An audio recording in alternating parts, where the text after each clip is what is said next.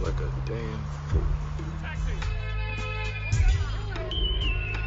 Hello and welcome to Sons of the Dragon, the Immortal Iron Fist podcast. My name is Connor McKenna. And I'm Rebecca Hart. And we are back. Sorry, I was away for a couple of weeks, a bunch of stuff happened, and I need to sort that out. But we are back.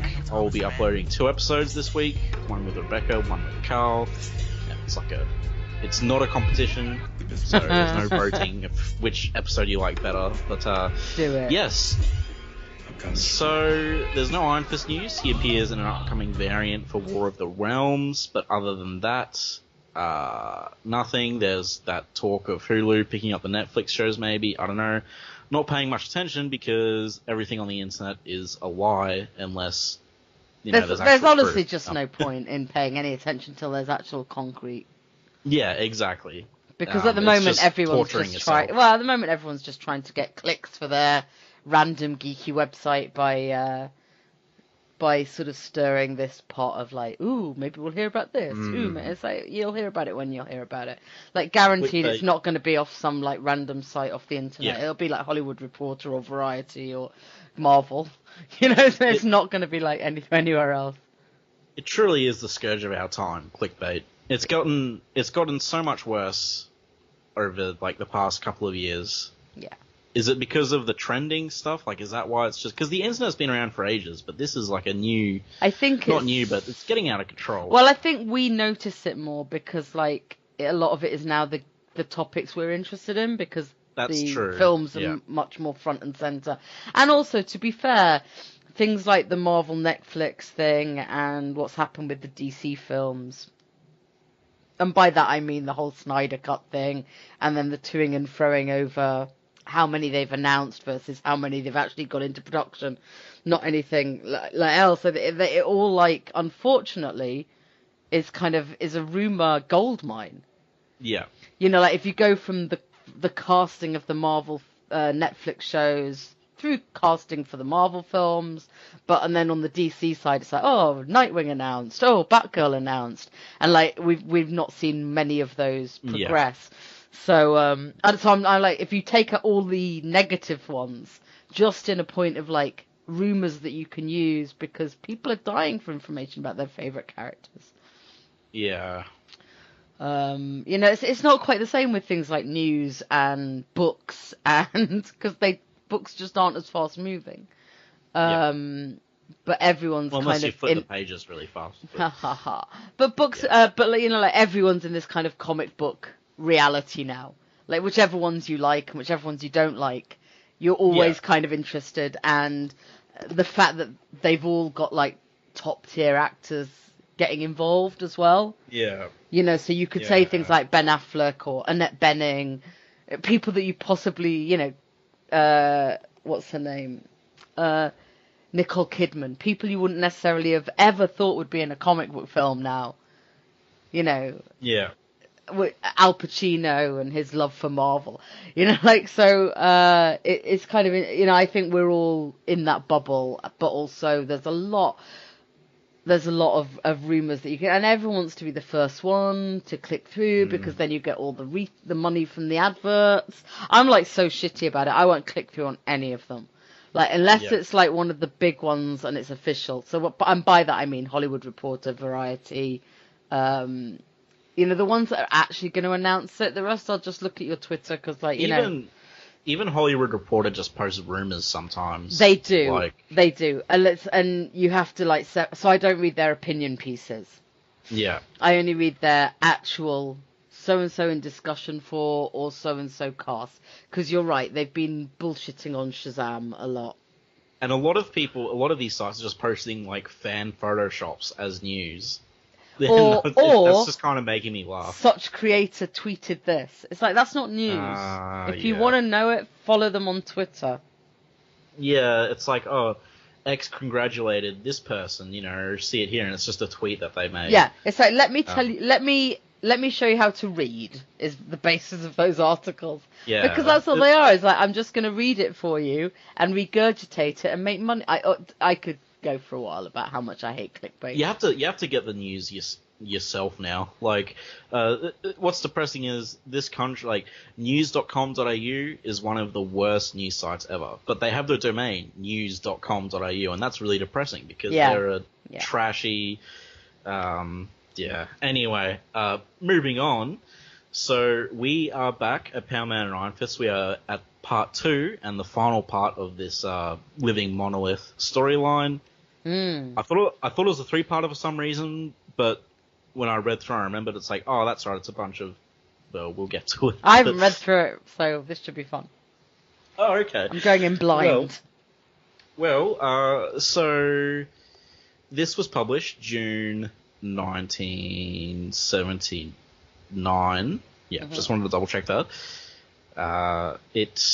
So we'll get to the front cover. I really like this front cover. I really like this front cover. It does a lot of good work. Yeah, and it's bang, this is what's in the comic. Well, that's what the cover's saying. This isn't really what's in the comic, but... No, but it's like saying, woohoo, X-Men. Yeah, guest starring the uncanny X-Men, and you have Power Man, Iron Fist, Cyclops, Nightcrawler, and Storm, all in the hands of, like, this cosmic sort of living monolith dude. Yeah. And, it's Bob Layton cover. Oh, cool. So on the front cover it says "In the hands of the living monolith," and in the inside we get "Pharaohs on Broadway," which is a great name. Yeah. So we come off where we were on last issue. Power Man and Iron Fist are walking into an apartment, and this dude's just sitting there. And then they give us like a recap of last issue, and then Iron Fist gives us a recap on the villain. So essentially, this isn't the Living Monolith's first appearance. He's appeared a couple of times before, and his powers are sort of tied to Havoc. He leeches off Havoc. Like, he has to lock Havoc away and then leech off his powers to turn into this giant living Pharaoh guy. And so that's obviously brings up the question, where is Havoc? Yes. And, there's a cool full page of this guy with a Luke panel in the bottom corner, but it's pretty much a full page of him getting stressed out, having a bit of Kirby crackle in his eyes and mouth. Yes, and so they try and fight him. He just swats them away and then says goodbye and just leaves by bursting through the ceiling, which is like, it's kind of funny he bothered to talk to them and to wait and talk to them in the first place if they're just that insignificant. He just leaves anyway. So he's huge, though. Oh, yeah, he's huge. I looked it up. He's 10 meters or 33 feet. Wow. So that's very big. Yeah. So he starts moseying downtown. And I really love his design. Yeah, it's nice. The villain and backstory is like meh, but like the actual visual design I think is really awesome. And he's using the power Cosmic as well, which is a cool power set. Always. Yeah. And which is why his like hands and mouth are all curvy, cosmic sort of stuff. Then we have Colleen, Misty, Cyclops. I was about to say Nightwing. I know. I keep doing that as on Nightcrawler and Storm. And Storm. And Storm's created like a little storm cloud. It's very cute. Yeah.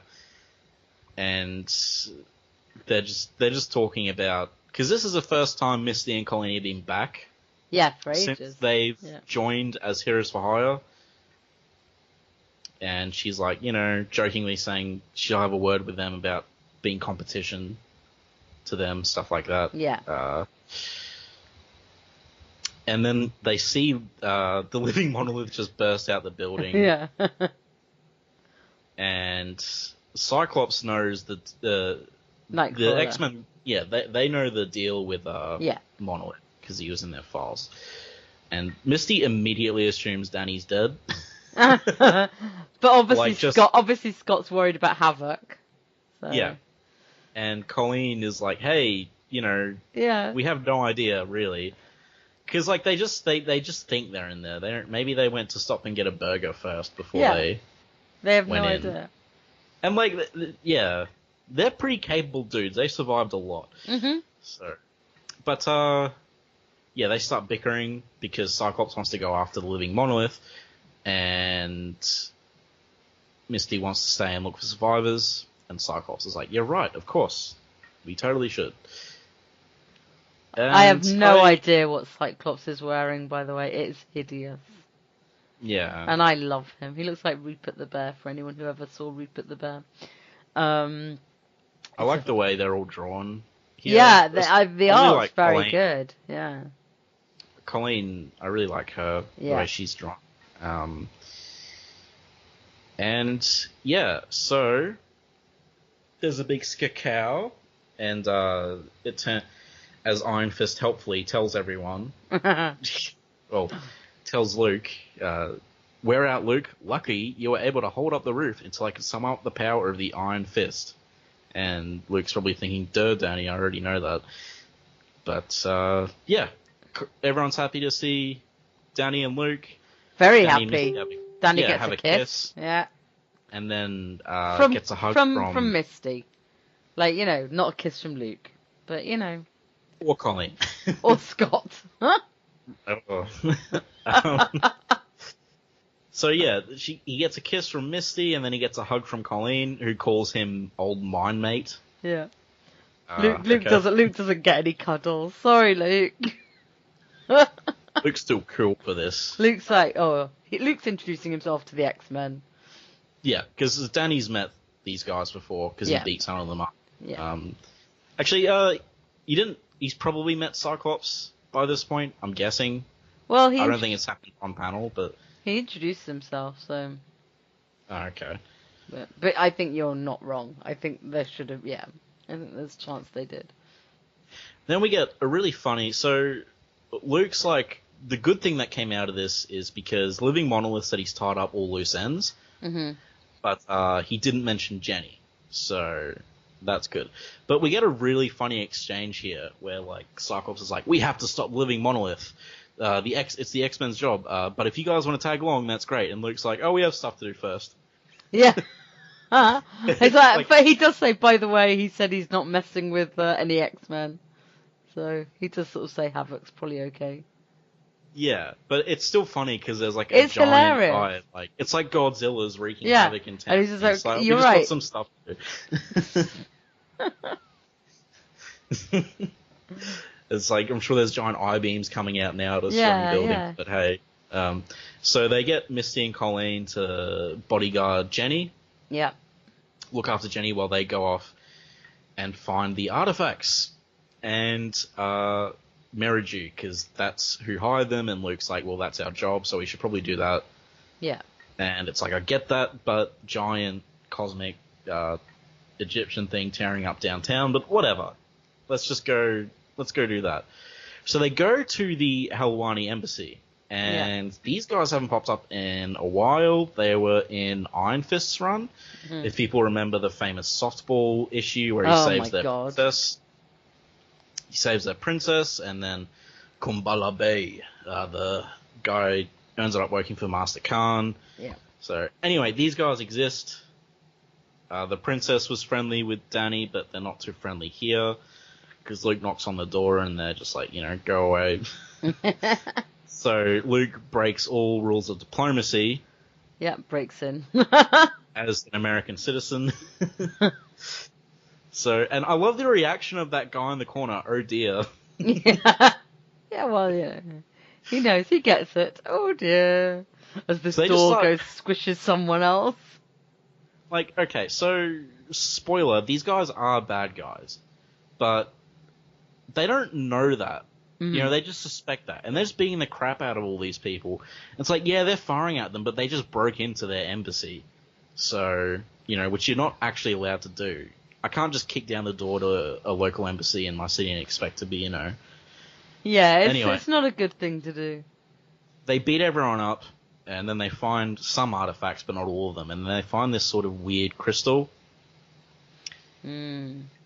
And they just grab it. Yeah, because, Yeah. And then we come to the rampage of Living Monolith just walking through town. Although it doesn't look like he's destroying anything. No, he seems to be going down the street. But Cyclops is burning his leg. Yeah, and he's not really noticing anyone except for Nightcrawler, who's annoying him by constantly bamfing up to his face. Yeah. And Cyclops is like, I really hope he doesn't catch Nightcrawler. And so Danny picks up the pyramid, and then we get a what? Who dares? From the Living Monolith. And he turns around and he walks. He looks so cool. I love him just walking through. Yeah, he's pretty cool. Streets. So he decides to go after Jenny Royce at this point. Yeah. And he finds her pretty quick. Yeah. Like, immediately. Yeah, so Storm picks up Jenny, and anyway, well, we cut to Danny and Luke trying to. Oh god, I mean the plot's not that complicated, but there's just so much messing around. So they come across this truck driven by one of the Helwani guys because he's just wearing the exact same outfit as everyone else, which they comment. For sure is. Yeah. And so they break in, and they find a coffin in the back, and they find Mary Jo inside. Hi. And he's very grateful that they found him, as I would be, because that would suck. Mm-hmm. So we get... So as they open the coffin, we get a panel of the Living Monolith, and he's stating that he's losing power. Yeah. So we get some exposition from Mary Jo. Slightly confusing exposition, like really convoluted.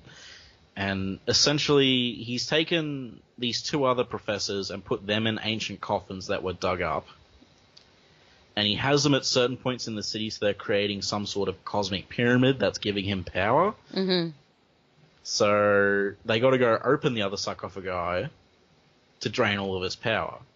And there's a lot of like flavor text, like, ooh, you know, beneath the Valley of the Kings, we were buried for millennia, etc. Yeah.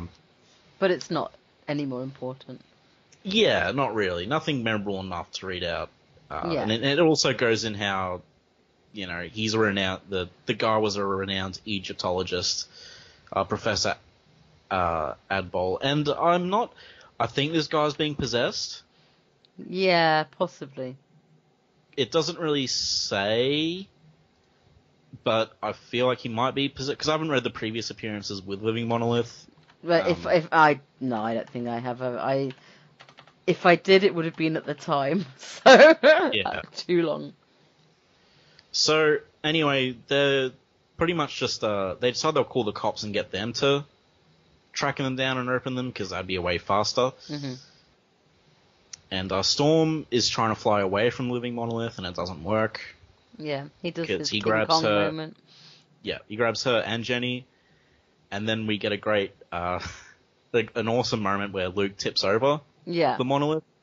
Like, he's just grabbed him. And I love it, because Luke's so small. He's tiny, he's like the reach of his ankle. Yeah, and he tips him over, and it's great. You know, it's pretty powerful. Yeah. And so they're bantering back and forth. You know, yeah, it was me, sucker. You miserable little maggot. Blah, blah, blah. And then the power starts leaving him, and he dwindles back into the professor. And then we have, you know, everyone's gathering around him. And Cyclops is like, don't know how you did it, Cage, but thanks. Mm-hmm. And blah, blah, blah. Danny's like, so what do you know about this crystal? Don't know it. It isn't any part of any known archaeological find. So Danny goes, as long as it exists, it may be a threat to human lives and to the real archaeological treasures of this world. Okay? Yeah. Yeah, Danny. Okay. So slowly, reluctantly, Iron Fist summons up his chi, his inner strength, channeling it down into his hand until that hand becomes like a thing of iron. You missed unto like a thing of iron, but, you know. So he smashes it. It's a pretty cool panel where it gets smashed, but it's also like, I mean, maybe someone could have studied that. Yeah, it seems a little bit could have helped. Naughty. Yeah. But, you know, Danny's Kung Fu man. Yeah, he does that. He views the world in the Kung Fu lens. Yeah. So, smack. gone without a trace. I wonder if we'll ever know what it really was. I don't know. Maybe he could have taken it to like Doctor Strange or Reed Richards, and they would have known what it was. But whatever. And then Luke's like, you can worry about that tomorrow. Right now, we got us some celebrating to do. Yeah. Our first official case together was a success. Yeah, it's crazy. This is their first case, and this happens. So, Yeah, it's their first decent case.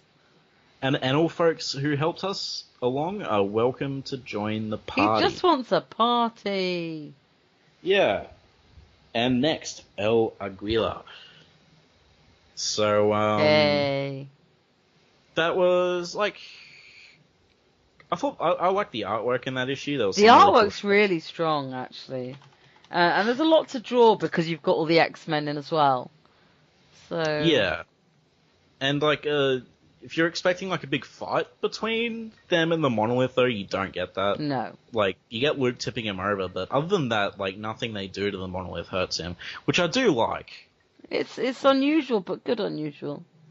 Yeah, but it feels like a bit of an anticlimax, because I remember, you think this will be like a 3-parter and there'll be like an epic showdown, but they just call some cops and open some tombs and then, like, take him out pretty easily. So, I'm curious if there was any behind the scenes stuff, like if this was planned to be longer or something. Yeah, maybe. But, cool villain design. It definitely wasn't boring, except for, like, the really heavy exposition part, which was a bit confusing. It was just very wordy, like, in a way that probably wouldn't cut it in comics now. Yeah. Yeah. So, good issue, though. Solid issue. Yeah. Yeah. It doesn't take long. There's not much to talk about in it. It doesn't take long to cover. No, there's nothing that really carries on. It's nice to have the girls back. Yeah.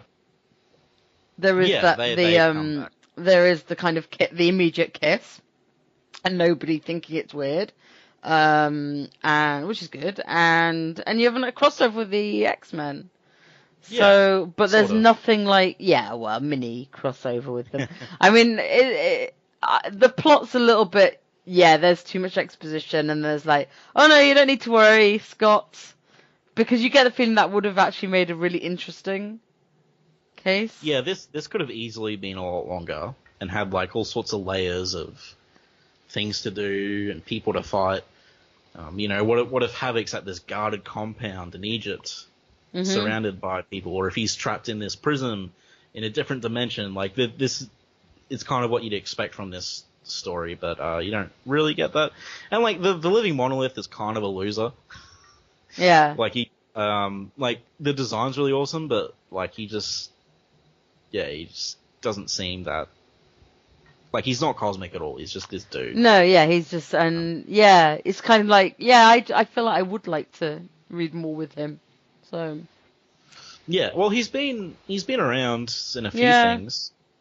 Like I looked at, he has a Wikipedia page and like a fair few appearances. So, yeah. Who knows? Who knows? But yes. So I am wondering, like, how long we've actually recorded this episode for. Because I don't want to publish like a 15-minute episode. I think it's probably more than 15 minutes, I think. Wait a second, let me have a look. Because we talked a lot off air beforehand. That's a fair point. Well, you can always combine them if it's really short. Yeah, maybe. Well, listeners, that was a glimpse behind the curtain, as it were. Yeah. Yes. So, okay, why don't we briefly talk about, what was that? Okay, I haven't seen any Marvel movies recently. I was going to say, because, like, then I think, wait, wasn't the last one Infinity War that I saw? Yep. So, yeah. Next one's next week. Do you know if Ray Park can act? I don't think he can act amazing. Yeah. because we all people have been sharing it recently, but we all know he was cast as Iron Fist a ways back. Yeah. When they were going to do a movie, and everyone's like, "Ooh, he'd be awesome." I was like, he can do the martial arts, but I don't think I would have liked him, honestly. Yeah, I think he, if he could act, which I don't know, I think he'd be a good Orson Randall. Yeah. Yes. Yeah. But everyone also wanted Scott Adkins as well, didn't they? And I don't think he's the world's greatest actor either. Like, I like him. I think he's a really nice guy. And definitely. And his fighting's amazing. I really want to see his latest film though, because it looked really good. But I think it went straight to DVD, so I've got to try and pin it down sometime. Like Adventure Man. Is it Adventure Man? Something Man. What if they just did? Did you ever see Hercules in New York? No. Well, that was Arnold Schwarzenegger.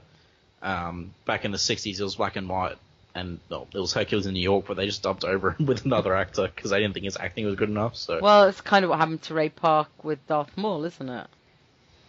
Was he dubbed over? I think so. He doesn't even. He says like 2 lines. At last, we will have our revenge. No, maybe he wasn't then. I mean, no, but you could be right. It wouldn't surprise me. I mean, he wasn't exactly stand out as Toad in X-Men films. It's the only other thing I know he's played. Bad. Yeah. Well, I mean, again, he didn't have to do much. So. Speaking of X-Men, the Dark Phoenix trailer dropped, which I didn't watch. I haven't seen it yet either because I've been away from home and without a lot of access to access to the internet, so I haven't wanted to watch like trailers and stuff. So, will this be our first X-Men without a Wolverine cameo? Yeah, probably. It's kind of sad, really. Because you're just so used to them. I watched Logan again the other day. Oh, so good. It's so depressing.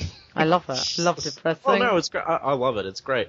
But like, it is really depressing. Like, and I have mixed feelings about Charles Xavier, the founder of the X-Men, accidentally killing X-Men because he had a seizure and then getting buried in a ditch later on in the movie. It's a great movie, but as an end for the X-Men, it's kind of like. I don't know. I like it. I don't mind that. I think it shows some of the sadness of dementia and. Oh no, definitely, it was great. But yeah, you're right. Of course, it's depressing. I mean. Yeah. Of course it is. But this series of movies, I guess we're not counting the young ones. They should really be called Wolverine and the X-Men. Probably. And I'm not saying that as a bad thing. I'm just saying that would be a more accurate, I think, advertising of. Yeah, probably. It's just, I think the thing is that, like, I don't know. I mean, like, none of these things are really advertised as they are. Yeah. The X-Men got them what they wanted. I mean, to be honest, most of them should be called Mystique and the X-Men. Right, yeah, I know, but because she's the one who's been forced in. Wolverine at least is in the X-Men more, generally. Like, because, Wolverine was in the first movie as the point of view character for the audience. Yeah. Then they realized, hey, Hugh Jackman is really killing it as Wolverine, so he gets a bigger role, which is good. But the Jennifer Lawrence Mystique was like, oh, she won an Oscar, let's force the plot to sort of... And also she seems to have, like, less and less makeup on for it. Yeah, I've heard that it's just CGI. I saw a thing comparing it, and my God, it looks bad. Like, when you see them all from, like, film to film. Yeah, like, you look at back in 2000, the original X-Men with, I can't remember the name of the actress, but... Rebecca Romaine. She was... Oh, Rebecca. She was really great as Mystique, I thought. No, I thought she was fantastic. And like, I didn't even mind... Sabretooth and Toad were bad, but... I didn't mind Jennifer Lawrence in the first one. Like, that she was in. The first one, she was fine. But then it was just... Days of Future Past onwards, like... Yeah, because they were just forcing her in the plot because they had her. And, like, the Sentinels use her power to steal other mutants' powers, and it's like, no, that's Rogue's power. And why the hell was she even in Apocalypse? I mean, look, Apocalypse is bad enough as it was. I watch Apocalypse just for Magneto, because he's in the movie. I love Magneto. Like, no, I'm totally with you there, but, like, it was so bad. Any film where you have Oscar Isaac, and you choose to cover him in prosthetics. It's a pretty bizarre casting choice, honestly. Yeah, especially as like when you have him, and while you're taking his clothes off, you refer to him as a god, and then you put prosthetics on him. But whatever. Yeah, his so... His birthday's the same day as mine, so we're birthday buddies. Your birthday buddies. We are birthday buddies. Send him a birthday card. I will, but I don't know if I've got time. Yeah, you're too busy for Oscar Isaac. Well, I'd make time. Oh, okay. Yeah, but I guess this will be the last X-Men movie, though, in the Fox universe. I mean, yeah, I literally just read before we sat down that New Mutants hasn't even finished some of its reshoots. So we're not going to see New Mutants, are we? I feel like Logan's the real last X-Men movie. Because it actually is. At the end. Yeah. And that was, it started with, Patrick Stewart and Hugh Jackman. Yeah. I mean, it's a much more satisfactory ending. Yeah, but even though everything ends horribly, it's still... Yeah. Yeah, I mean that it ends with the people it started with. Yeah, and it's good, which is important. it helps. Yeah, it being a good movie helps. Yeah. So, yeah. But I'll watch Dark Phoenix. I probably won't watch it in the theater, but I've watched them all. I mean, I watch everything. Apocalypse, of course, I'll watch it. Yeah, exactly. So, and yeah.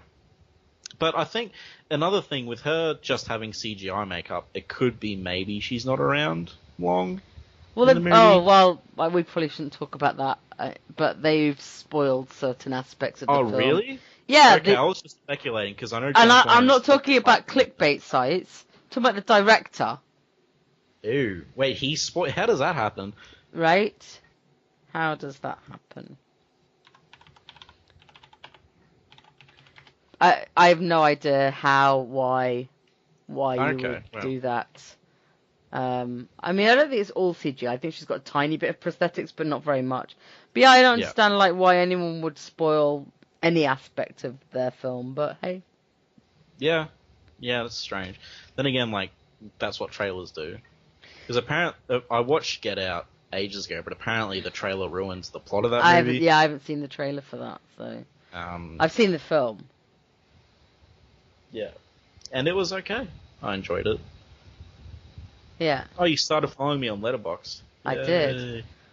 I see I'm home, so I'm actually checking things properly because when I'm in London, I'm always rushing to the theatre. It's very hard to do more than check immediate stuff, and everything else I come home and I'm just oh, what are all these things I'm supposed to do? I went a bit crazy on Letterboxd because I've been so bored, so I've just been last year I tried really hard to keep up with it, and then I think this year I just went I'm not even going to bother. But I have keep up with it. Start at the beginning, make a list of all the films I'd seen that year, and actually had it as a separate group, and just completely lost track about June or something. So I haven't even started this year, but I should add some stuff. Yeah. I have a few friends who are on it, so. Cool. Yeah. I have 2 friends on it now. Yay. Yes, if you want to follow, I use the podcast Twitter on Letterboxd, so you can find me on Letterboxd if you want. Yeah, do. Go and hassle him and about his terrible taste. Yeah, hassle me. You think Seven Samurai is good? You suck. Just hassle him about terrible taste. Yeah. I do have, yeah. Alright, well, I think that filled us out a bit. So. Yeah. Until next time, dear listeners, if you see this weird crystal pyramid, just destroy it immediately. Yes. Unless you want to see a giant dude wandering through your city, which is kind of cool. Yeah. Which is also kind of cool. So it depends what mood you're in. Yeah. If you're feeling misanthropic that day, maybe just let it go. Yeah. Just see how you feel. Yeah. All right. Well, peace. Take care. Bye. Iron Fist and all other characters in these comics are properties of Marvel and Disney. Any music or images we use belong to their respective copyright holders. We do this for fun, so please don't sue us. You can contact us at sonsofthedragonpodcast@gmail.com. Just send us mail, comments, thoughts, anything you want, really. It doesn't even have to be related to Iron Fist. If you don't want it read on the air, though, make sure you mention that. You can also find us on Facebook, the Immortal Iron Fist Podcast, Sons of the Dragon. Our Twitter, at Iron Fist Podcast. Our SoundCloud, soundcloud.com/Sons of the Dragon, hyphens where the spaces are. Our YouTube, Connor Carl. Just search Iron Fist Podcast and you'll find us real quick. We are also on iTunes. If you find us there, give us a review and rate us. If it's less than 5 stars, please say why so we can improve the show. And we're on Podcast Garden in the literature section, and last but not least, head over to our WordPress, Sons of the Dragon, the Immortal Iron Fist Podcast.wordpress.com. That's where I put all the show notes. I'd like to thank Thomas Tissot for composing the Iron Fist theme song we use at the start of our Iron Fist episodes on the podcast. I'd also like to thank Peter John Sikosky for composing the Power Man and Iron Fist theme we use at the start of our Power Man and Iron Fist episodes. And finally, thanks to you guys for listening.